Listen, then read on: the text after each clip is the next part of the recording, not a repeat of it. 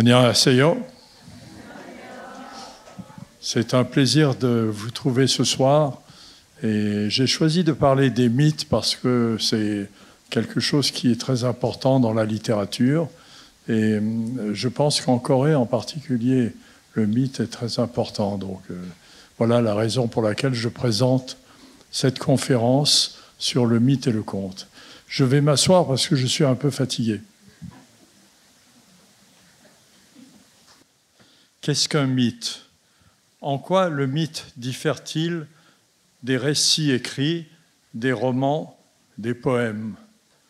On entend parfois dire que la littérature, sous toutes ses formes, serait comparable aux anciens mythes, qu'elle les aurait en quelque sorte remplacés. Je l'ai entendu naguère d'une autrice de romans policiers dont les forts tirages l'autorisaient sans doute à croire à cette substitution. Les romans policiers, disait-elle, sont les mythes des temps modernes. L'audience d'un roman policier ou d'un film pourrait en effet laisser croire à un rôle commun de cet imaginaire, circulant dans une large audience, comme jadis celle qui participait aux grands récits mythiques, à l'Iliade ou à l'Odyssée d'Homère, au Samguk-yusa coréen, aux généalogies des dieux de la théogonie d'Hésiode, aux mythes fondateurs dans le Kojiki japonais ou dans les récits des héros scandinaves de l'Edda. Idée simpliste, sans doute, qui ne tient pas compte de l'élément distinctif majeur qui sépare le mythe de l'œuvre écrite. Le fait que dans le cas du mythe, il n'y a pas d'auteur et que l'œuvre littéraire est au contraire spécifique d'un individu, dans ce cas de l'autrice du thriller en question. La confusion vient peut-être de l'usage que l'on fait de la littérature. Certains livres, certaines œuvres théâtrales ou certains poèmes viennent à être si connus, si réputés, parfois devenus incontournables, imposés par l'école ou par la tradition, au point d'acquérir une existence mythique. L'exemple le plus frappant est celui de Shakespeare. Son œuvre théâtrale, magnifique, épanouie, pleine de mystère et de développement, est devenue en quelque sorte une parole supérieure à celle du quotidien. On peut tout y lire, tout y entendre. Il existe des lecteurs de Shakespeare qui ouvrent n'importe quel tome au hasard, saisissent une phrase, une réplique, un éclat, et s'en servent pour expliquer le présent ou pour pronostiquer l'avenir. L'auteur lui-même s'est mythifié. Toutes les hypothèses ont été formulées, selon lesquelles Shakespeare aurait été celui-ci ou celui-là, Ben Jonson, ou un acteur inconnu du théâtre élisabétain, ou peut-être Marlowe, Christopher Marlowe, un voyou qui est mort d'un coup de poignard dans une querelle d'ivrogne. Nous avons plusieurs réponses à la question « Qu'est-ce qu'un mythe ?» La plus simple est évidente. Un mythe est un conte dans lequel au moins un des personnages est un dieu. Réponse sans doute trop facile. Certains mythes, dans la tradition orale, ne comportent ni dieu ni déesse. De nombreux contes de la mythologie chinoise mettent en scène d'anciens rois divinisés, appartenant à un autre temps si lointain que leur nature humaine s'est changée. C'est le cas des fameux premiers empereurs, tels que l'empereur jaune, dont l'existence n'est attestée par aucun monument. Parfois, les contes mettent en scène des animaux capables de changer de forme, comme dans le fameux recueil du Pèlerinage vers l'Ouest de Wu Cheng'en, illustrant le voyage du moine Xuanzang qui rapporta les textes sacrés du bouddhisme de l'Inde vers la Chine. Les mythes, comme a tenté de le démontrer le mythographe russe Vladimir Prop, traduisent parfois les structures de la famille ou celles de la société. Ainsi, le dragon, à la fois bienfaisant et dangereux, est-il le symbole du pouvoir absolu de l'empereur. L'ogresse des contes est la chamane chargée de s'occuper des jeunes filles au moment de la puberté, en les enfermant dans une petite maison pour les soumettre au rite de passage. Pour les structuralistes résolument opposés à ce qu'ils appellent le formalisme de l'école behavioriste, le mythe reste du domaine du langage. Il n'a d'autre raison d'être que dans l'affirmation de l'identité culturelle et dans la classification des éléments de langage. Nous voilà revenus au point de départ. Mythos, en grec, désigne à la fois le conte et le mensonge. Autrement dit, une invention du langage sans lien avec le réel. Le mythe est donc une création collective où la vérité n'est pas celle qui est exprimée. Un des mythes les plus connus de la culture grecque raconte l'histoire d'Œdipe, telle que l'a écrite le tragédien grec Sophocle. C'est l'histoire d'un homme qui fut abandonné de ses parents à sa naissance parce que, lorsqu'il était enfant, un prophète nommé Tirésias, lui-même victime de la vengeance de la déesse Athéna, qui l'avait surprise nue dans son bain, avait prédit que cet enfant, plus tard, serait le meurtrier de son père et épouserait sa mère. Le bébé fut recueilli par un berger et donné au roi de Corinthe Polybos et à sa femme, qui n'avaient pas d'enfant. Mais un jour, Œdipe, craignant pour la vie de ses parents adoptifs, les quitta et part à l'aventure. Sur la route, il croise un homme arrogant et à la suite d'une querelle, il le tue, sans se douter qu'il vient de tuer Laïos, son propre père. Plus tard, il libère la ville de Thèbes de la tyrannie du Sphinx, un monstre mi-femme, mi-lion, qui dévore ceux à qui il pose une devinette. Œdipe est vainqueur du Sphinx, et en récompense, il reçoit la couronne de Thèbes et il épouse sa propre mère, Iocasta. Ainsi, la destinée préparée par les dieux est réalisée. J'ai voulu vous montrer une image du Sphinx parce que c'est l'inverse qui s'est produit dans le cas du Sphinx. Le Sphinx a été édifié 2500 ans avant notre ère pour un pharaon dont on n'est pas sûr du nom. Et ce monument est resté comme l'emblème de la royauté. En fait, il semble que le Sphinx était une représentation du dieu du soleil. Mais lorsque les dynasties égyptiennes se sont effacées, le Sphinx était toujours là et il a fallu lui trouver un nom. Et les Grecs l'ont appelé Sphinx à cause du mythe d'Œdipe. Ce n'est pas une représentation de mythe, c'est ce monument qui a reçu son nom à cause du mythe. C'est assez étrange, c'est l'inverse qui s'est produit. Et il s'est appelé Sphinx parce que dans la légende, le mot grec sphinx voulait dire étranglé. Parce que dans l'histoire, dans la légende, le monstre étranglait ses victimes. Vous avez ça dans un mot que vous connaissez sans doute, sphincter. Le sphincter, c'est le muscle qui étrangle, le muscle qui serre. Et donc le sphinx, ça vient simplement du fait que dans la légende, le monstre étranglait ses victimes. Donc c'est l'inverse qui s'est produit pour cette légende. Mais nous allons voir que la légende a quelque chose de particulier. L'histoire d'Œdipe est simple et semble faite pour illustrer le pouvoir absolu du destin dans la culture de la Grèce antique.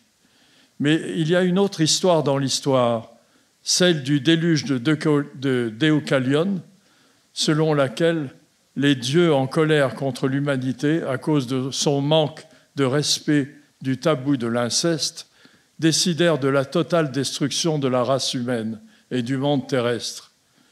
C'est une histoire qu'on trouve aussi dans la Bible, dans la Genèse, où le déluge est la conséquence du manque de respect des enfants de Noé pour leur propre père.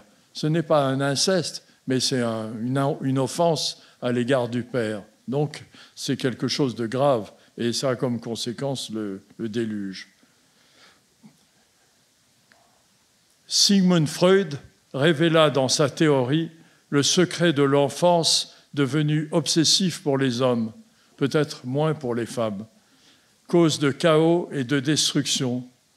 Le mythe de destruction est parfois relié à celui de la création. Dans le mythe grec, Déocalion, unique survivant du désastre, implore les dieux afin qu'ils permettent le retour des humains, et c'est en semant des cailloux, c'est-à-dire les os de ses ancêtres, que Déocalion donnera naissance à la nouvelle race humaine, plus respectueuse des lois, du moins on l'espère.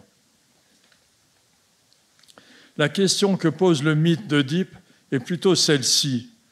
Pourquoi la prophétie de Tirésias a-t-elle une telle importance? Et pourquoi Œdipe peut-il, avec sa réponse, pour une devinette aussi banale, vous vous souvenez de la devinette, qu'est-ce qu'il y a 4 pattes le matin, 2 à midi et 3 le soir? Et la réponse est l'humain, parce que le matin, il est un enfant, il marche sur ses 4 pattes, à midi, il marche sur ses 2 pieds, donc il a 2 jambes, et le soir, il a une canne, donc il a 3 pattes. C'est une devinette assez banale. Pourquoi ça avait une telle importance? Et comment la réponse peut-elle vaincre ce terrible monstre de Thèbes? N'est-ce pas parce que les mythes sont avant tout l'essence du langage et que leurs mots possèdent un certain pouvoir inconnu de la vie vernaculaire? Il y a un autre exemple du pouvoir des devinettes dans la mythologie grecque. Cela concerne le plus grand inventeur de mythes de tous les temps, Homère. Selon la légende, le poète trouva la mort lorsque, marchant sur la plage de l'île de Lesbos, il rencontra un groupe de jeunes garçons qui lui posèrent une devinette. « Quelle est cette chose dont je ne peux pas me défaire, bien qu'elle me donne des maux de tête ?» Homère, absorbé par ses pensées, aveuglé par son glaucome, trébucha sur une pierre, tomba et se fracassa la tête. La réponse à la devinette était simple, c'était les poux. Les poux sont cette chose qui donne mal à la tête, mais dont on ne peut pas se défaire. Et à cause de cette simple devinette, Homère, créateur de mythes, trouve la mort. Je vais vous parler d'un autre mythe qui est assez intéressant. Pardon. Un conte cruel, moins célèbre, illustre la relation étroite qui existe entre le mythe et la création littéraire. Un roi de l'Attique, pour récompenser Téréus qui l'avait soutenu dans sa guerre, lui donna en mariage sa fille Procnée. Et de ce mariage naquit un garçon nommé Itis. Téréus était volage.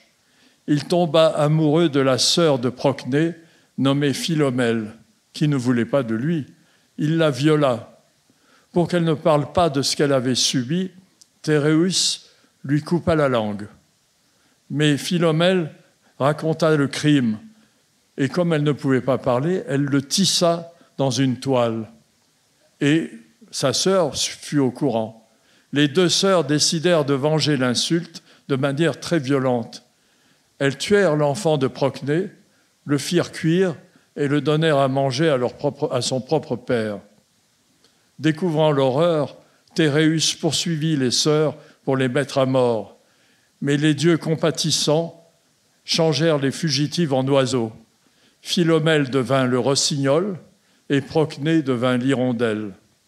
Quant à Téréus, ils en firent un engoulevent, un oiseau de nuit. Cette histoire sombre a servi souvent aux femmes pour symboliser leur recherche de justice dans les crimes sexuels commis par les hommes. Et je fais un aparté sur ce tableau qui est assez saisissant. Il y a un autre tableau qui est moins violent, qui est celui fait par Bouguereau. William Bouguereau était un peintre romantique et il a représenté Philomèle et Procnée comme 2 jeunes filles, 2 jeunes femmes très belles et innocente. Il a voulu témoigner par là que les femmes, sous leur aspect parfois romantique, non pas violent comme dans le tableau qu'on vient de voir avant, mais romantique, pouvaient être aussi très demandeuses de justice. Elles pouvaient demander la justice pour les crimes qui ont été faits contre elles, et particulièrement pour les crimes sexuels.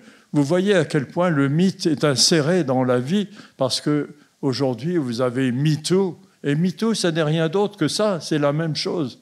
C'est le même besoin de justice que réclament les femmes lorsqu'elles sont soumises à des crimes violents, en particulier des crimes sexuels. Il y a un autre tableau, je crois qu'il vient tout de suite après. Voici. C'est un tableau qui est fait par une artiste florentine, donc une artiste italienne, qui a vécu longtemps après, dans les années 1600 et quelques, qui a représenté le meurtre d'Holoferne fait par Judith. C'est une histoire biblique. Mais en quoi ce crime concerne Artemisia Gentileschi? Artemisia Gentileschi, lorsqu'elle était encore jeune fille et qu'elle apprenait à peindre, a été violée par son professeur. Et elle a décidé de rendre justice. Et la justice, c'est d'avoir peint son professeur violeur sous les traits de Holoferne. Elle a montré le tableau pour montrer au monde ce qu'elle avait connu. Et la justice qu'elle demandait, c'est-à-dire qu'elle s'est représentée en train de tuer son violeur. C'est un tableau très violent, très cruel. Mais il faut expliquer que Artemisia Gentileschi a intenté un procès à son violeur. Et elle n'a jamais réussi à gagner ce procès. Parce qu'à cette époque-là, le pouvoir des hommes est tel que la justice ne peut pas s'exercer. Donc, il ne reste plus que le moyen de peindre des tableaux. Et voilà le tableau qu'elle a fait. Et elle a représenté aussi un tableau que je ne vous montre pas là, mais qui montre Lucrèce. Vous connaissez le personnage de Lucrèce? Shakespeare a écrit un poème à propos du viol de Lucrèce, The Rape of Lucrèce. Et ce poème de Shakespeare raconte la même histoire d'une jeune femme qui est violée, qui est insultée par un homme et qui n'a d'autre ressource que de se tuer. Le seul moyen qu'elle a tué, c'est de se tuer. Et donc, Artemisia Gentileschi a représenté Lucrèce en train de se poignarder. C'est un tableau très violent aussi. Donc, parfois, le mythe, la peinture, les arts, la littérature sont reliés. Il y a quelque chose qui les maintient ensemble. Je ferme la parenthèse. L'anthropologue Claude Lévi-Strauss, auteur de la Somme des mythologiques, illustre la logique des mythes amérindiens en montrant ce qui relie les jumeaux, les porteurs de bec de lièvre et les bébés nés par les pieds. Apparemment, il n'y a rien qui les met en contact, mais dans les mythes amérindiens, ils se retrouvent réunis. Tous porteurs de mauvais augure et annonciateurs de tempêtes. La démonstration est brillante. Parfois, elle fut critiquée parce qu'elle mettait en relation des mythes qui provenaient de populations distantes de milliers de kilomètres, populations d'Amérique du Nord et d'Amérique du Sud. Mais la démonstration est brillante. Le mythe en question conjugue deux tabous. Un sur l'interdiction pour une femme de concevoir deux enfants de pères différents. L'autre, de façon drôlatique, ridiculise le lièvre, animal libidineux, qui se cache sous un tronc d'arbre pour mieux lorgner les parties intimes d'une femme. Lorsque cette femme, de colère, le frappe à coups de bâton, elle fend ses lèvres et elle le rend semblable aux deux pieds d'un enfant en train de naître. La colère rebondit sur tout ce qui va par pair, comme les jumeaux, et les punit du mauvais sort et des méfaits de la tempête. Vous voyez comme le mythe, même chez un peuple qu'on prétend primitif, s'articule de façon très complexe, très minutieuse, pour arriver à déterminer que tout ce qui va par deux, des jumeaux, mais les becs de lièvre qui ont la lèvre fendue, et les lièvres eux-mêmes qui ont la lèvre fendue, sont porteurs de mauvais signes, de mauvais augure. Ainsi, Lévi-Strauss démontre la magnifique logique qui fonctionne dans les contes et les mythes des sociétés dites primitives en dépit de leur apparence de fantaisie. Un autre exemple viendrait de la Chine, de la légende du serpent blanc du lac de l'Ouest. Pour rendre compte de l'inondation qui anéantit jadis la population du lac, le conte met en scène l'amour d'une déesse pour un simple mortel, étudiant en médecine. Cet amour est dénoncé par un moine bouddhiste nommé Fahai, qui révèle que la déesse est en réalité un serpent infernal. En dépit de ces avertissements, le garçon cède à l'amour de la déesse et la rend enceinte. Et ce conte s'achève dans la conjonction psychanalytique entre la rupture de la poche des os de la déesse et la violence de son accouchement et le débordement des eaux du lac qui anéantit tout sur son passage.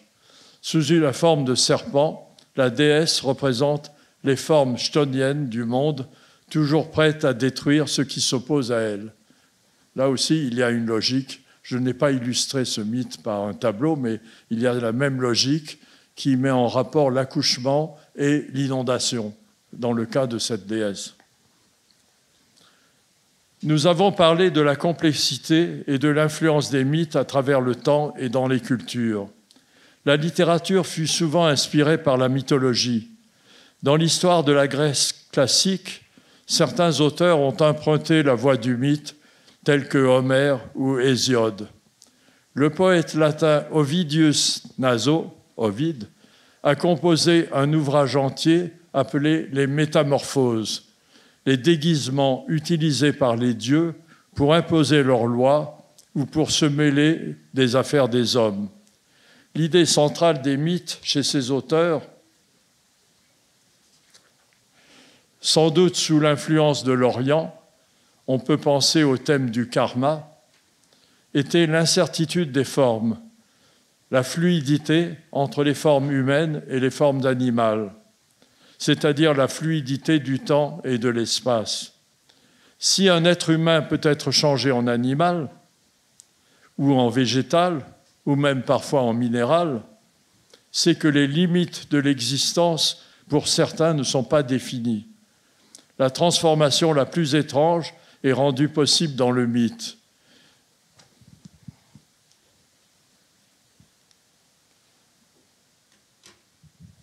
Pour séduire la nymphe Danaé, Zeus prend la forme d'un nuage ou d'une pluie, une pluie d'or qui baigne son corps. Le peintre autrichien Gustav Klimt en a fait une transcription saisissante. Dans ce mythe, là je fais une parenthèse sur ce tableau, dans ce mythe, ce qui est montré, c'est à quel point la capacité de métamorphose des forces divines ou des forces infernales peut prendre un aspect complètement invraisemblable. Zeus, le roi des dieux, l'empereur du ciel, prend la forme d'une pluie, et une pluie d'or. Et grâce à cette pluie, il imprègne le corps de Danaé.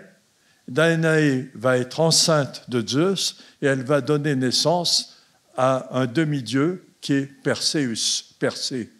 Vous connaissez l'histoire de Persée et d'Andromaque. Cette histoire, Persée est née d'une pluie d'or mêlée au corps d'une femme. C'est quelque chose de très étonnant. Ça montre à quel point la mythologie suit des chemins très, très particuliers, très proches, au fond, de la psychanalyse.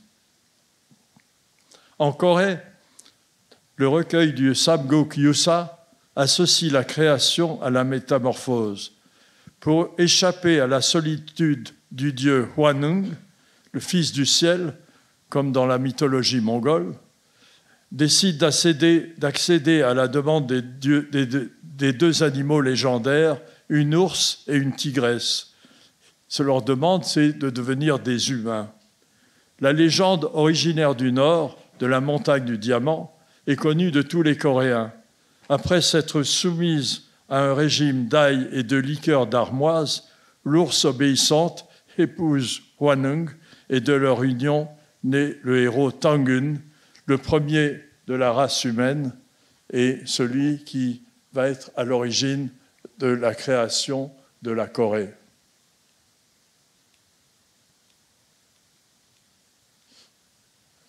Vous avez ici une image d'un mausolée dédié à Tangun.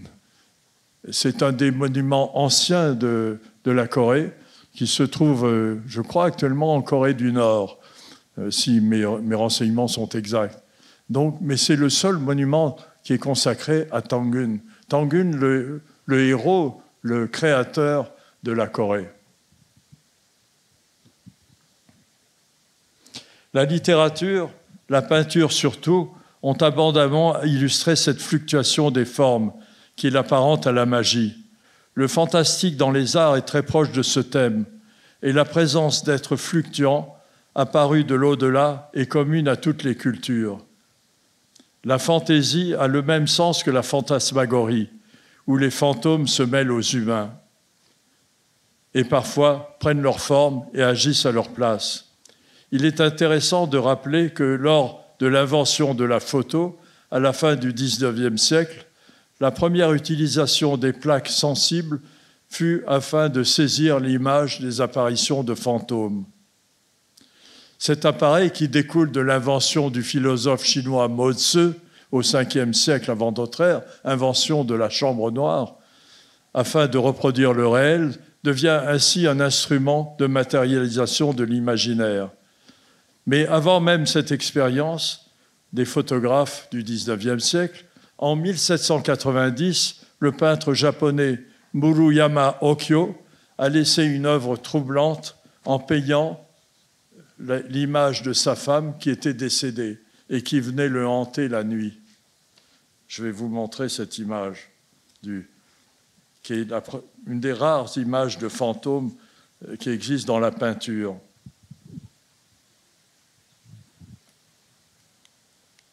Voilà. C'est le tableau peint en 1790 par Okyo, Muruyama Okyo. Sa femme étant morte très jeune, il en a ressenti un tel chagrin qu'il a désiré continuer à la faire vivre. Et cette femme est apparue dans ses rêves, ou peut-être comme un fantôme, et il a fait ce portrait d'un fantôme. C'est un des rares tableaux représentant un fantôme.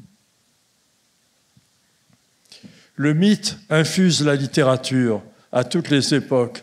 Un des mythes modernes les plus célèbres, celui du docteur Faust, mis en scène par Christopher Marlowe au XVIIe siècle, fut repris et augmenté par Goethe, qui se servit pour l'étoffer d'un ancien mythe germanique, celui de la nuit de Walpurgis, durant laquelle des créatures fantastiques ou diaboliques livrent cours une seule nuit par an à un sabbat, durant lequel elles règnent au milieu des vivants et leur imposent leurs lois.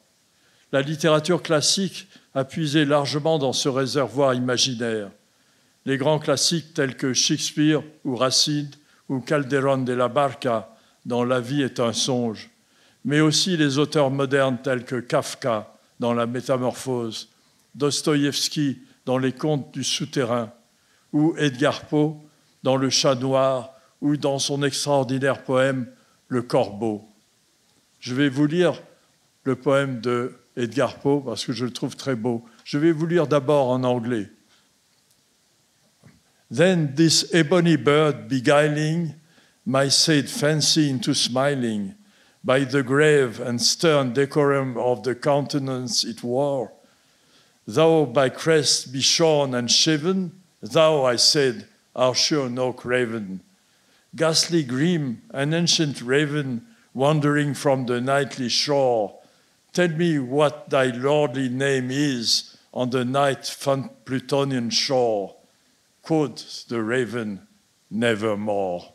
C'est ce poème Nevermore qui est un poème fantastique qui parle du mythe, du corbeau dans la littérature.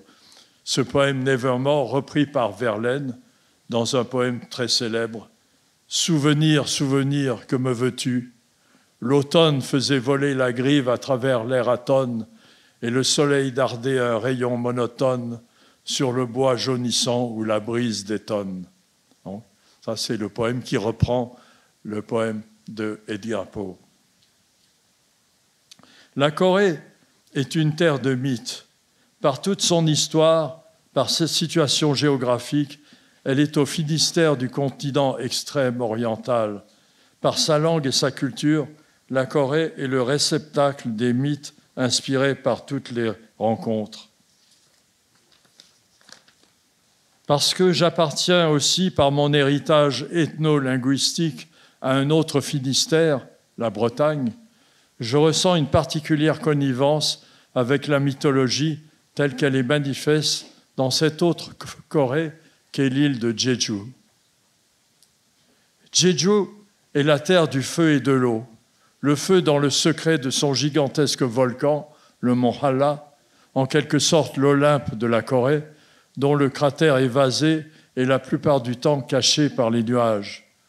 L'eau, c'est l'éclat de l'océan sur les côtes rocheuses, le son furieux des vagues sur les orgues de basalte au sud de l'île, les longs rivages battus par la houle sur la côte ouest, ou bien la stèle tutélaire de Songsan Ichulbong, le premier point de la Corée, éclairé par le soleil levant. Jeju, lieu de vacances, on dit qu'elle est le lieu préféré des nouveaux mariés chinois, est aussi l'île des tempêtes.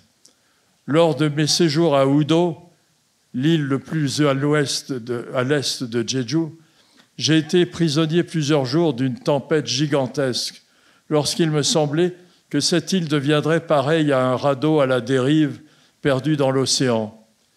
Puis tout est rentré dans l'ordre, et c'est alors que j'ai eu envie d'écrire un petit roman intitulé justement « Tempête », dans lequel j'ai évoqué la vie des Haenyeo, les femmes de la mer, et la disparition tragique d'une jeune femme qui s'était aventurée à nager dans la mer déchaînée.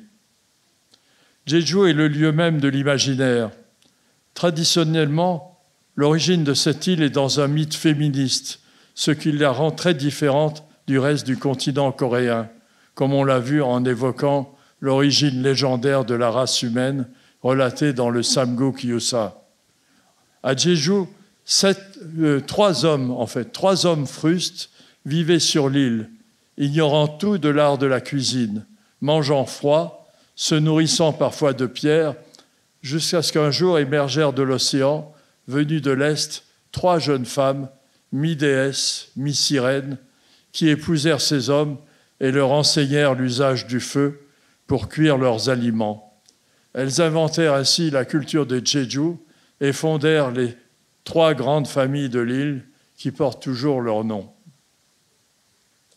Le mythe, comme nous en avons parlé, représente la partie émergée du mystère de la culture humaine.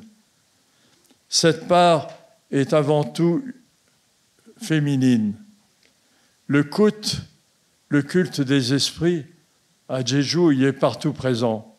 Selon la légende, à Jeju, il y aurait plus de 100 000 esprits mous et autant de mudang, ces femmes dont le rôle est d'invoquer les forces naturelles pour bénéficier de leur soutien, comme jadis les trois femmes qui sortirent de l'océan.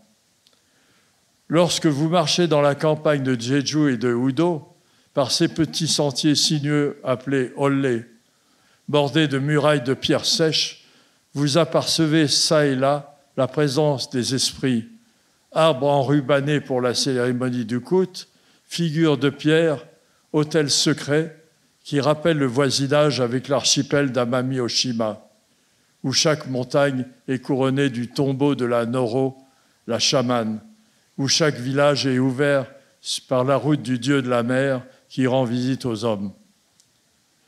Par mes origines celtes, je suis sensible à cette présence de l'invisible dans la nature, aux traces que les fées ont laissées au creux des paysages, au bord des cascades, dans les criques du bord de mer. La Corée est le lieu de ces mystères. L'une des plus fameuses légendes coréennes est celle de Bari Degi, la princesse Bari, la 7e fille du dieu et de la déesse de la grande ours, partie à la recherche de la fleur d'éternité pour rendre la vie à ses parents. Nous avons une illustration de Bari Degi.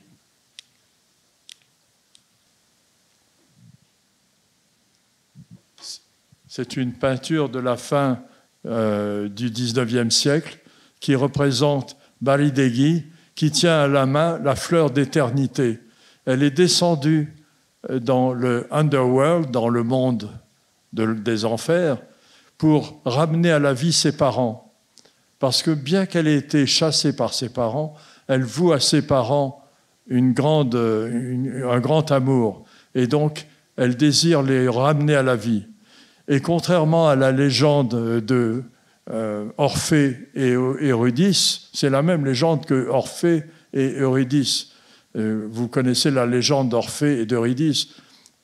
Orphée descend aux enfers pour ramener à la vie Eurydice qui est morte avant l'âge. Mais la légende termine mal parce que Orphée se retourne, regarde Eurydice et donc Eurydice retombe dans les enfers. Dans le cas de Bari Degi, elle descend dans les enfers, elle apporte la fleur et elle réussit à ramener à la vie ses parents. Donc c'est une légende positive. La même légende que Orphée, la légende grecque Orphée, mais avec un caractère positif.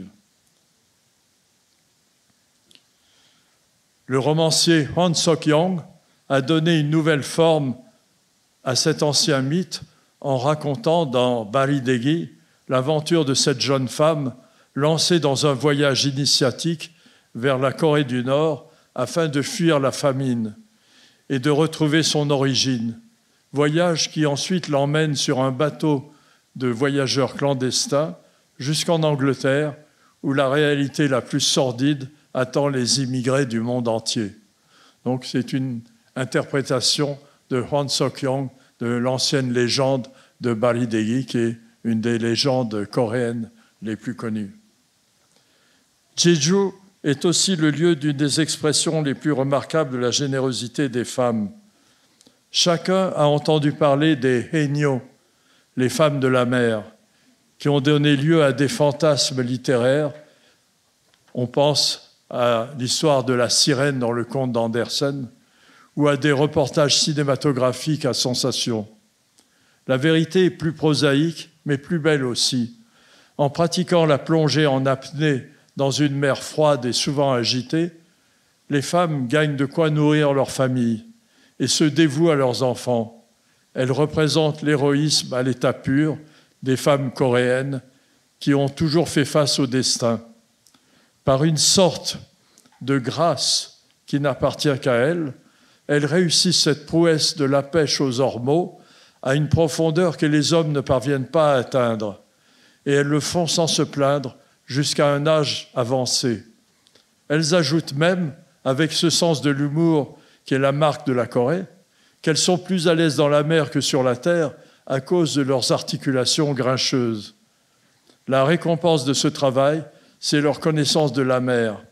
L'une d'elles, une haenyeo, et j'ai gardé en partie son récit dans mon roman, racontait qu'elle s'était liée d'amitié avec un dauphin qui l'accompagnait dans ses plongées, et ce dauphin l'avait aidée un jour où elle risquait de se noyer à cause de la fatigue.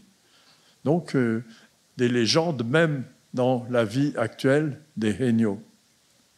J'ai voulu vous parler de Jeju, de Udo, des haenyeo dans cette brève conférence consacrée au mythe et à l'écriture, comme un témoignage de reconnaissance à un des lieux du monde qui m'a appris le plus sur la relation entre le rêve et la vie, entre la logique de l'écriture et la nécessaire liberté de l'imaginaire. Avant de terminer, je vais vous montrer, puisque j'en ai parlé, j'ai parlé du goût des Coréens et des Celtes pour l'invisible.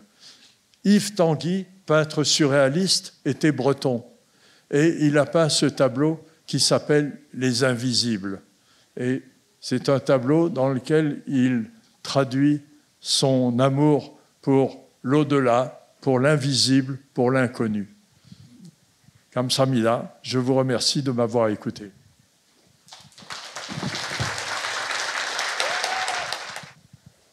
Je suis Song Gi-jung, professeur émérite à l'université Ewha.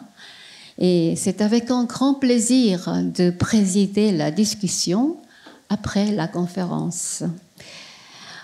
En effet, c'est ici même que vous avez fait votre première conférence en Corée. C'est en 2001, n'est-ce pas? C'était votre première rencontre avec la Corée.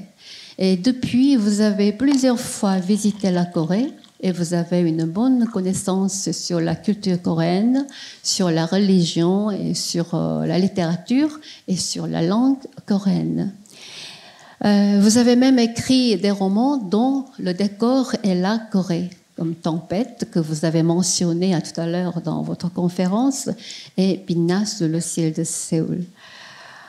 Par ailleurs, en Corée, il y a plus de 30 livres qui sont traduits et publiés. Donc, vous êtes un des écrivains les plus appréciés par le public, par les lecteurs coréens. Le public, si nombreux, le prouve.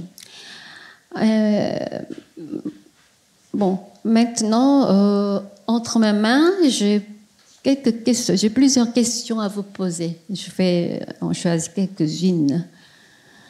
Bon, tout d'abord, comme vous avez parlé aujourd'hui du mythe et la littérature, une question d'une étudiante ou étudiant en master, un historien. Bon, je crois que le mythe se trouve entre la littérature et l'histoire. Bon, c'est une littérature parce qu'il y a la narrativité, mais en principe, c'est un peu basé sur la réalité, donc c'est un aspect, le mythe a un aspect historique. Alors que vous, comment vous trouvez le caractère historique au mythe? La relation entre le mythe, l'histoire et la littérature peut-être? Oui. Merci, professeur Song Gi-jung. Vous avez dit des choses très aimables à mon sujet et je vous en remercie beaucoup. Je veux dire que c'est en très grande partie grâce à vous que je connais la Corée, parce que vous avez été mon mentor en Corée, la personne qui m'a permis de comprendre le mystère de la Corée, parce que pour les étrangers, la Corée est un pays assez mystérieux. On dit à propos de la Corée, le pays du matin calme. En réalité, le matin est très bruyant en Corée, pas du tout calme. Donc, mais il y a un mystère dans la Corée qui est lié, je crois, à l'ancienneté de sa culture, à son héritage, qui est un héritage très complexe. C'est un pays qui a résisté à tellement de problèmes stratégiques, avec la menace qui venait de Mongolie, l'invasion mongole, invasion chinoise, invasion japonaise, invasion européenne. Je rappelais tout à l'heure que il y a quelque chose de frappant dans l'attitude coréenne, c'est le mélange de violence et de gentillesse. C'est quelque chose de très frappant. Le voyageur Hamel arrive sur les côtes de Jeju, son bateau fait naufrage et il est forcé d'atterrir sur l'île de Jeju. Il est immédiatement fait prisonnier, on l'emmène devant un chef de village et là on commence par le battre. Il est battu à coups de bâton, très violemment. Battu sur les fesses, c'est lui qui le raconte, on me donne des coups sur les fesses. Et ensuite, quelques jours plus tard, on le nourrit bien, on l'habille bien et on l'emmène rencontrer le gouverneur. Et le gouverneur le reçoit aimablement. Donc ça, c'est quelque chose, je crois, d'assez caractéristique. Les Coréens, par là, voulaient dire à Hamel, on ne peut pas débarquer en Corée sans avoir prévenu. On ne peut pas débarquer comme ça. C'est interdit de venir en Corée sans autorisation. Et ensuite, une fois qu'il a passé la punition, on reconnaît que c'est un être humain et on lui donne à manger, on le traite très gentiment. Mais M. Hamel n'a pas été très gentil, parce qu'au bout de quelque temps, après avoir rencontré le roi, après avoir été bien traité, il vole le bateau d'un pêcheur et il s'en va. Et il part il arrive comme un cambrioleur, on peut dire, et il repart comme un voleur. Et ça, c'est, je crois, quelque chose que les Coréens n'aiment pas du tout. Donc, la Corée a cette capacité de défendre son mode de vie, sa culture, qui est très, très fort. Je crois que c'est quelque chose de très fort. Ouais. Je n'ai peut-être pas répondu à la question que vous posiez sur l'histoire et le mythe. La relation entre le mythe et l'histoire. Oui. Ouais. Il faut savoir que histoire, ça vient d'un mot grec qui veut dire témoigner. Et donc, les mythes ne témoignent pas. Les mythes, ce ne sont pas des témoignages.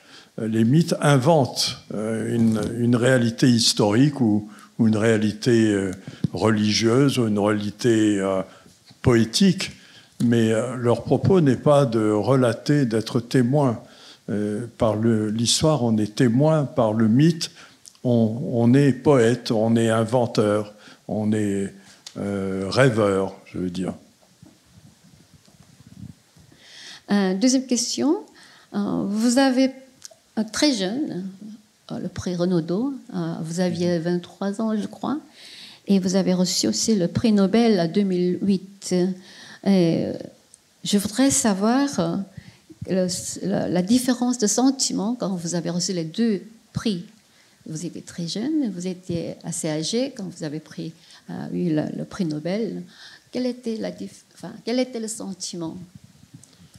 Alors, pour le prix Renaudot, qui était un prix national en France, j'étais à l'époque à Nice, qui est une petite ville, moyenne ville, du sud de la France. Et mon père écoute la radio et il entend que j'ai reçu ce prix. Et il me dit, tu dois aller à Paris. Et je lui dis, mais pourquoi faire? Je n'avais pas envie d'aller du tout à Paris. Et j'ai fini par aller à Paris, mais je n'avais pas très envie. Ça ne m'a pas paru quelque chose de très important. Et pour le prix Nobel, ça a été un peu différent, parce que c'est ma femme, Gemia, qui est ici d'ailleurs, qui a reçu un coup de téléphone de l'Académie Nobel de Suède, qui a dit « On vous annonce que votre mari a reçu le prix Nobel ». Et elle vient et ma femme me dit « Je crois qu'on a un problème ». Et donc là, la question, c'était comment faire pour échapper aux journalistes, pour échapper à la télévision. Et j'ai regardé, il y avait une sortie à l'arrière de l'immeuble. Je pouvais m'échapper par la sortie. Mais donc, ça a été un peu difficile. C'est pas la réponse attendue, je pense. En tout cas, merci. C'est vrai que vous êtes un écrivain connu comme quelqu'un qui fuyait toujours les journalistes en France, qui n'aimait pas trop avoir les interviews avec les journalistes. Ça, je m'en souviens. Une autre question. Dans votre livre Poisson d'or, vous avez parlé d'une jeune fille qui avait beaucoup souffert. Aujourd'hui même, vous avez parlé des femmes maltraitées, femmes violées, femmes qui avaient la souffrance, etc. En tant qu'homme, vous vous intéressez à la condition féminine, à la vie des femmes. Est-ce qu'il y a un motif ou la raison pour laquelle vous vous êtes intéressé à la condition femme? Oui, je crois que ça a été une question de mon éducation. Mon père était très féministe, c'est-à-dire qu'il pensait que les hommes devaient savoir coudre, savoir cuisiner, savoir laver leur linge, faire leur chambre, faire leur ménage, Il ne voulait pas que les hommes considèrent que les femmes étaient leurs domestiques. Et ma mère était, au contraire, elle était une pianiste. Donc, elle jouait du piano, et pendant ce temps-là, mon père cuisinait, allait faire les courses, faisait le ménage, raccommodait ses chaussettes. Il était très bon pour raccommoder les chaussettes. Et donc, j'ai eu dans ma famille le gros avantage de connaître un couple dans lequel c'était la femme était une artiste et l'homme était la personne pratique qui faisait le travail à la maison. J'ai jamais vu ma mère cuisiner. Elle ne savait pas cuisiner. Et quand mon père est décédé, vraiment, elle a eu beaucoup de mal parce qu'elle ne savait pas faire à manger. Je crois que ça vient de là. C'est une éducation comme ça. Et je pense qu'on devrait davantage apprendre aux garçons, quand ils sont petits, qu'il faut faire les mêmes choses que les femmes. Ils peuvent les faire aussi bien. Faire les tâches ménagères, organiser la vie, faire des courses, toutes ces choses qui très souvent sont laissées aux femmes comme si c'était nécessairement leur rôle. Après, je pense aussi que les femmes et les hommes doivent avoir une grande égalité dans les chances. Je pense qu'il faut faciliter les études et que ce ne soit pas uniquement des études littéraires pour les femmes et scientifiques pour les hommes. Il faut vraiment inciter les femmes à faire des études dans tous les domaines. Et elles le font. Il y a de plus en plus de femmes qui maintenant remplissent les rôles que remplissent les hommes. En France, il n'y a qu'un seul domaine dans lequel les femmes ne sont pas encore entrées, c'est la marine. Très étrange. La marine est le seul domaine dans lequel les femmes ne peuvent pas entrer. Et ça, c'est une vieille tradition. C'est une tradition qu'une femme à bord d'un bateau, c'est dangereux. Le bateau va faire naufrage. Donc, on ne veut pas de femmes dans la marine. Mais je pense que ça va changer. Bon. Vous avez toujours beaucoup de curiosité pour la culture autre.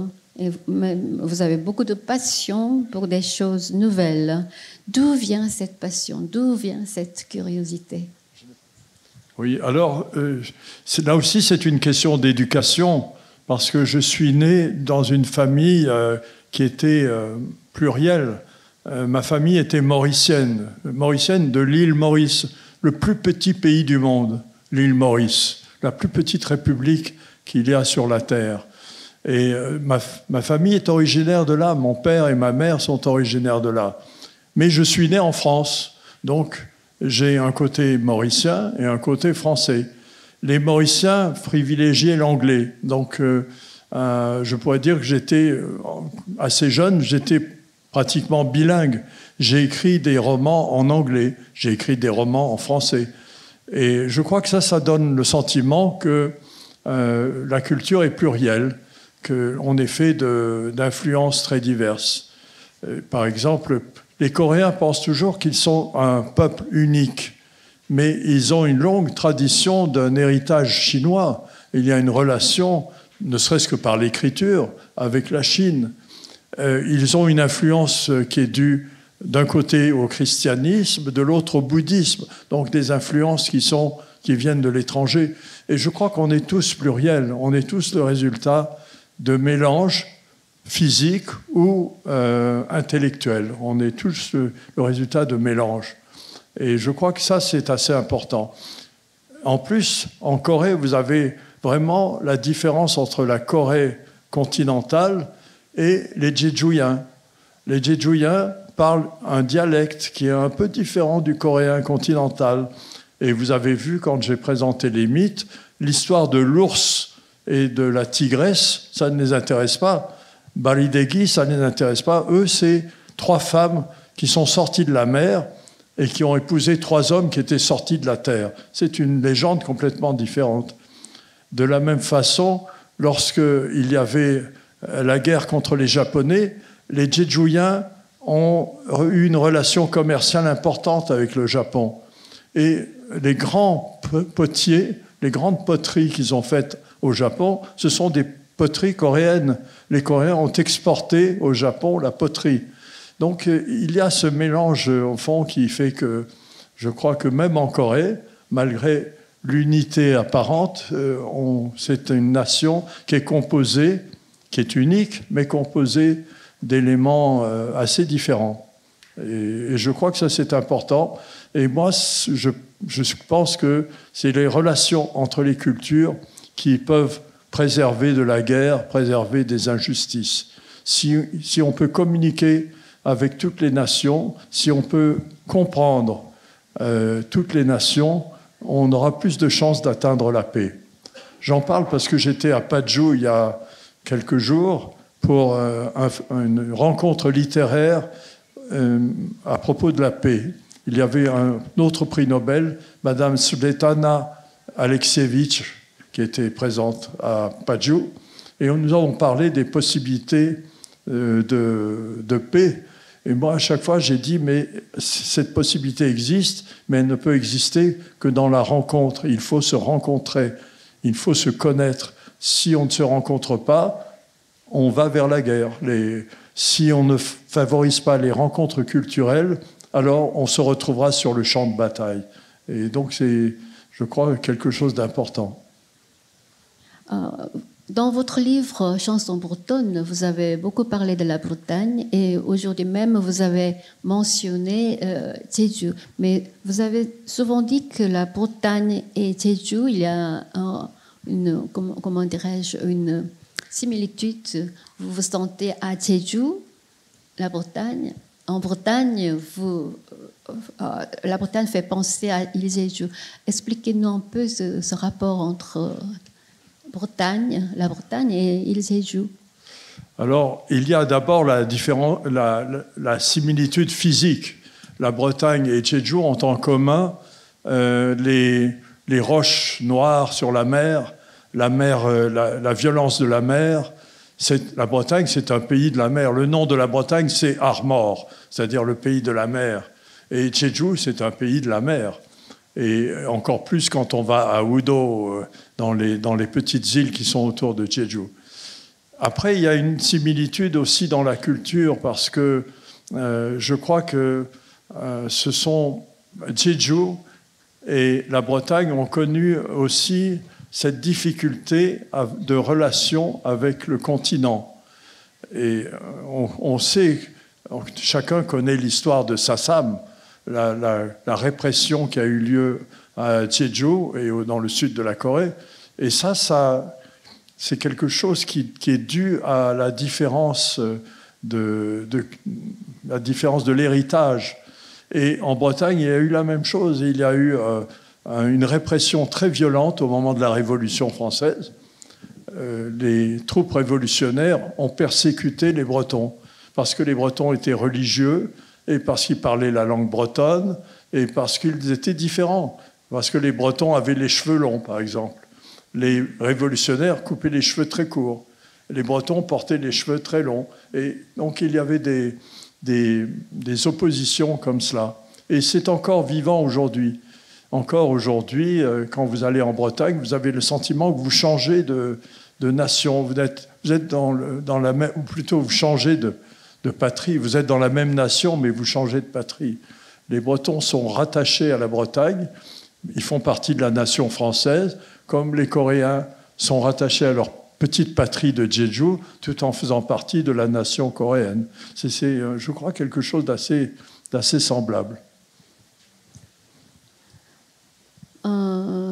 Quelqu'un a posé la question. Michel Tournier a décrit les rapports entre les mythes et la littérature en les termes suivants.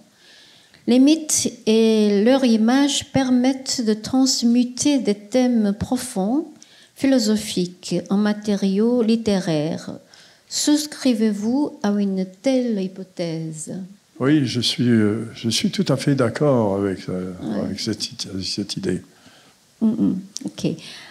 À l'heure actuelle, il y a dans cette planète la guerre d'ici et là, d'une part entre Israël et Hamas, dans l'autre côté, il y a encore la guerre entre la Russie et l'Ukraine.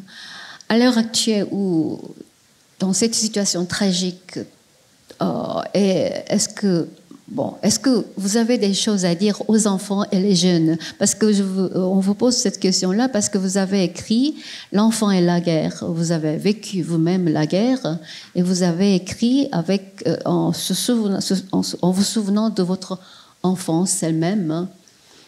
Oui, je suis de ces enfants qui sont nés pendant la guerre, comme M. Hwang Sok-yong, je crois qu'il est né pendant la guerre de la Corée. Et il y a encore quelques personnes de cette génération. Il n'y en a plus beaucoup. On est de moins en moins nombreux. Mais je me souviens de la guerre entre la France et l'Allemagne. Je me souviens des soldats allemands. Et je me souviens d'un bombardement.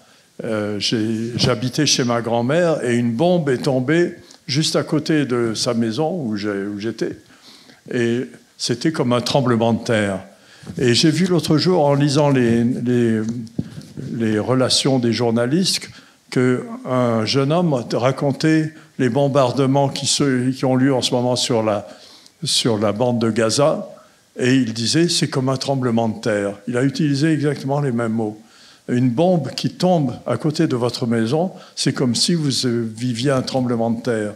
Donc ce sont des souvenirs très violents, et les enfants qui sont aujourd'hui soit en Ukraine, soit en Palestine, et qui sont soumis à la violence des bombardements, ils s'en souviendront toute leur vie. C'est quelque chose qu'ils ne pourront pas oublier. Moi, je me souviens, c'était une seule bombe, elle ne pesait que 1000 kilos. Maintenant, les bombes pèsent 2, 3, 4 000 kilos. Ce sont des bombes extrêmement puissantes. Elles peuvent traverser tout cet édifice dans lequel nous sommes, du haut en bas. Donc ce sont des armes extrêmement puissantes, et les enfants qui vivent dans cette situation-là, bon, les adultes aussi, mais les enfants principalement, je pense à eux parce que j'ai été dans cette situation et je m'en souviens. Donc j'ai beaucoup de pitié pour eux, pour les enfants qui ont été tués en Israël, pour les enfants qui sont tués aujourd'hui dans la bande de Gaza, pour les enfants qui sont tués en Biélorussie et en Ukraine. Je pense à eux. Ces enfants ne font pas la guerre. Ils ne savent même pas ce que ça veut dire que la guerre. Ils ne savent pas ce que c'est qu'une nation. Mais en revanche, quand une bombe tombe, ils s'en souviendront. Est-ce que vous avez toujours des choses à écrire? Est-ce que vous avez toujours les imaginations? Et d'où vient cette idée? Enfin, voilà la question. Est-ce que vous n'avez pas d'obsession d'écrire, surtout après le prix de Nobel? Je crois que comme beaucoup d'écrivains, j'écris toujours le même livre, c'est-à-dire j'utilise toujours les mêmes éléments, qui sont des éléments familiaux, des livres que j'ai lus et que j'ai aimés, des souvenirs que j'ai d'une vie plus récente mais qui m'ont marqué, comme la rencontre avec les Haenyeo. Ça, c'est une rencontre qui a compté dans ma vie parce que c'est tout à fait extraordinaire. Et donc, je me sers de ces éléments et je les recycle dans d'autres scénarios. Et j'utilise, je crois, les mêmes ingrédients pour faire des cuisines différentes. Parce qu'on parle de cuisine.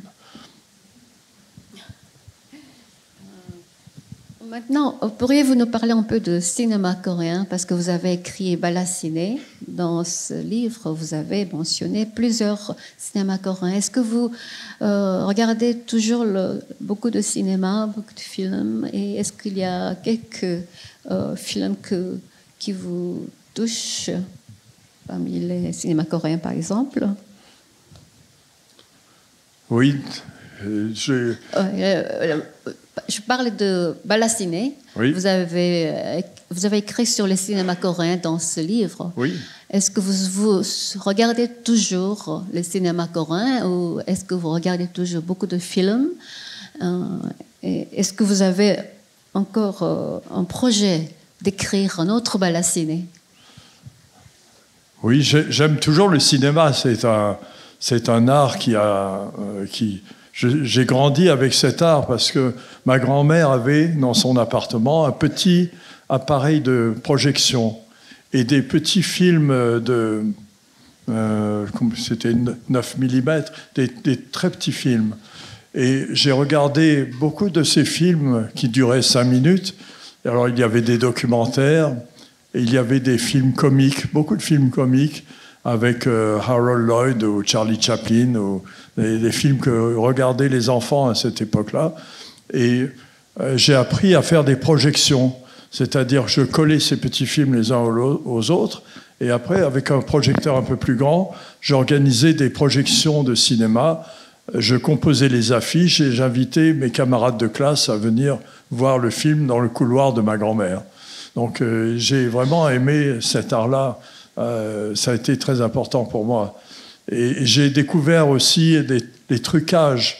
Par exemple, le fait de ralentir l'image, parce que c'était un projecteur manuel, on tournait une manivelle. Alors quand on allait lentement, on avait le ralenti. Si on tournait vite, on avait l'accéléré. On pouvait aller en arrière, on avait les gestes qui se renversaient. Et tout ça, ça m'a donné l'impression que le cinéma était une technique avant tout. Il fallait posséder la technique. Et donc j'apprécie beaucoup le cinéma coréen parce que techniquement, c'est un cinéma qui est très développé, très ingénieux, qui a beaucoup d'imagination. Et il y a un cinéaste que j'aime beaucoup, qui est Lee Chang-dong, qui est aussi un romancier, un cinéaste. Et donc c'est quelqu'un qui traite des sujets qui m'intéressent et qui les traite à la manière d'un romancier. Donc c'est un des cinéastes que j'aime. J'ai aimé quelques films de Park Chan-wook. J'ai trouvé que c'était violent, mais que c'était très, très bien fait, vraiment très bien fait. J'ai eu la chance de rencontrer Park Chan-wook et j'ai échangé des mots avec lui et j'ai trouvé que c'était un homme assez intéressant. C'est un Séoulite, un homme de Séoul qui adore la ville de Séoul, qui refuse de quitter Séoul. Et il est allé une fois à Hollywood, mais il n'a pas aimé. Il est revenu tout de suite à Séoul parce qu'il pense que c'est là qu'il doit travailler. Et Lee Chang-dong voyage davantage, lui, mais c'est quelqu'un aussi de très honnête. Donc, le cinéma coréen est très inventif et très, très original. Quelquefois un peu violent, mais je pense que ça s'explique par le rapport qu'il y a entre le cinéma et la littérature en Corée. La littérature coréenne aussi est assez violente. Donc, il y a un fond de violence auquel peut-être l'histoire de la Corée n'est pas étrangère. Le fait que la Corée soit un pays sous la menace de la guerre, soit un pays dans une situation intermédiaire, soit un pays déchiré avec une rupture géographique, et un des pays qui a connu une des guerres les plus féroces qui a eu lieu, la guerre de Corée. On ne parle jamais en Europe, mais pour moi, c'était la Troisième Guerre mondiale. C'était une guerre de l'importance des 2 premières guerres mondiales. Donc l'héritage d'un pays où il y a eu une guerre aussi violente est un héritage qui forcément peut connaître la violence. Et puis il y a aussi les ruptures entre générations. La jeune génération qui a du mal à accepter l'autorité de l'ancienne génération. Donc il y a des ruptures. C'est un cinéma de rupture et de ce fait, un cinéma violent. Mais très intéressant, je l'aime beaucoup. À chaque fois que je peux, je regarde un film coréen. Bon, ce sera la dernière question. C'est une question assez mignonne. Quel est le meilleur moyen de connaître le monde? Le voyage, la lecture? Et est-ce que vous auriez quelques conseils à donner à la jeune génération? Oui, il y a un film de Jean-Luc Godard, un cinéaste que vous connaissez peut-être. Jean-Luc Godard, un cinéaste de la nouvelle vague française. Et il y a une réplique qui est, à mon avis, de Jean-Luc Godard. Si tu veux connaître le monde, ferme les yeux, Rosemonde. Voilà, c'est la réponse. Pour connaître le monde, ferme les yeux. Et là, tu connaîtras le monde. Bon, merci beaucoup de votre belle conférence et je vous remercie aussi d'avoir répondu à toutes les questions si gentiment. Je vous remercie et en attendant, en espérant la prochaine rencontre ici même à la Fondation de Daesan, je vous remercie encore et je vous dis au revoir. Merci. Merci, professeur. Merci beaucoup.